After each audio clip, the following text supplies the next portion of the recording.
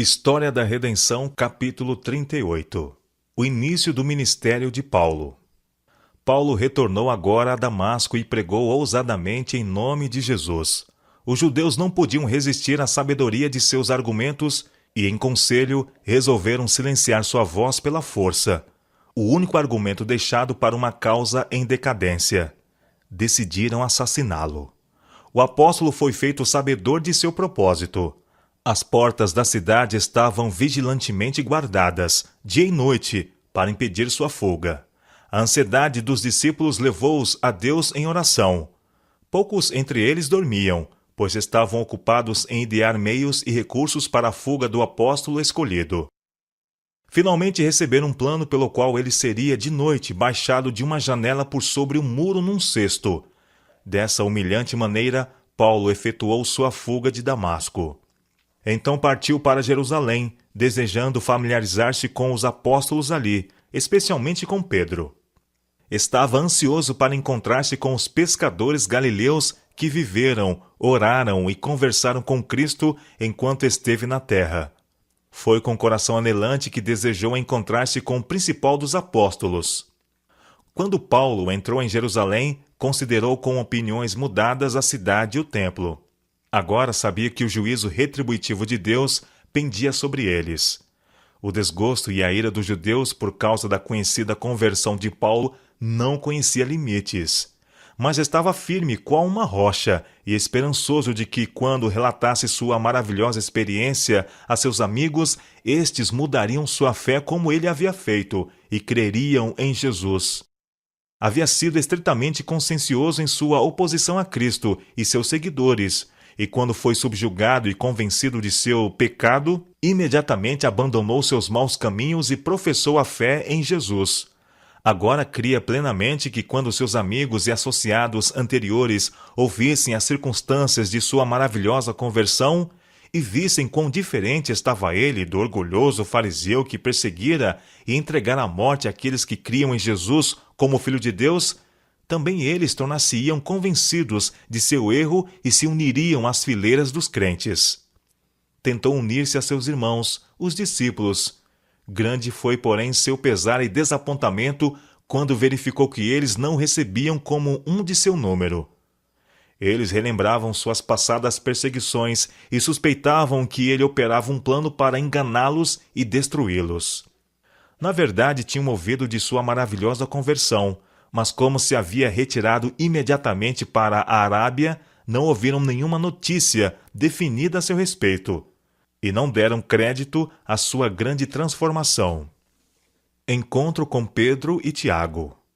Barnabé, que havia contribuído liberalmente com seu dinheiro para sustentar a causa de Cristo e suprir as necessidades dos pobres, fora conhecido de Paulo quando ele se opunha aos crentes. Agora apresentou-se e renovou aquele conhecimento. Ouviu o testemunho de Paulo em referência à sua maravilhosa conversão e sua experiência daquele tempo. Creu completamente e recebeu a Paulo, tomando-o pela mão e levando-o à presença dos apóstolos. Ele relatou sua experiência, a qual acabara de ouvir, que Jesus pessoalmente aparecera a Paulo no caminho de Damasco, que ele havia conversado com ele, que Paulo havia recobrado sua visão em resposta às orações de Ananias e que posteriormente sustentara nas sinagogas da cidade que Jesus era o Filho de Deus. Os apóstolos não mais hesitaram, não podiam resistir a Deus. Pedro e Tiago, que a este tempo eram os únicos apóstolos em Jerusalém, deram a mão direita da comunhão ao que uma vez fora um feroz perseguidor de sua fé, e ele era agora tão amado e respeitado como tinha sido anteriormente temido e evitado. Aqui os dois grandes personagens da nova fé se encontraram. Pedro, um dos escolhidos companheiros de Cristo enquanto ele esteve na terra, e Paulo, o fariseu, que depois da ascensão de Jesus o vira face a face e conversara com ele, e também o contemplara em visão, bem como a natureza de sua obra no céu.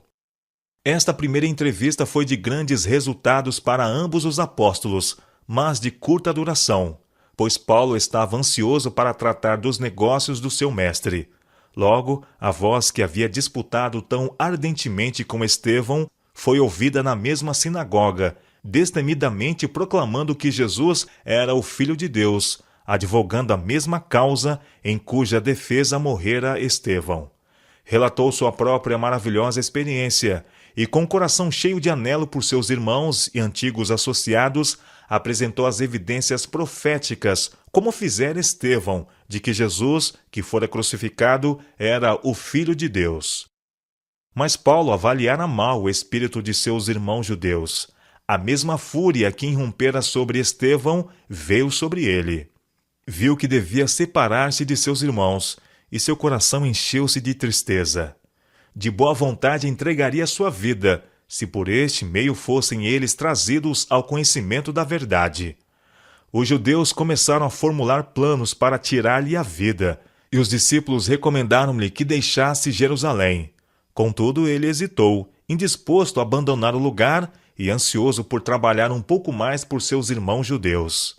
Tinha tomado parte tão ativa no martírio de Estevão que estava profundamente desejoso de delir a mancha, reivindicando ousadamente a verdade que custou a Estevão sua vida. Parecia-lhe covardia fugir de Jerusalém. Fuga de Jerusalém. Enquanto Paulo, arrostando todas as consequências de tal passo, estava orando fervorosamente a Deus no templo, o Salvador apareceu-lhe em visão, dizendo: Apressa-te e sai logo de Jerusalém, porque não receberão o teu testemunho a meu respeito. Paulo mesmo então hesitava em deixar Jerusalém sem convencer os obstinados judeus da verdade de sua fé. Pensava que, mesmo que sua vida tivesse que ser sacrificada pela verdade, isto não seria mais do que saldar o terrível débito que assumira pela morte de Estevão. Respondeu: Senhor, eles bem sabem que eu encerrava em prisão e nas sinagogas açoitava os que criam em ti. Quando se derramava o sangue de Estevão, tua testemunha, eu também estava presente, consentia nisso e até guardei as vestes dos que o matavam. Porém, a réplica foi mais decidida do que antes.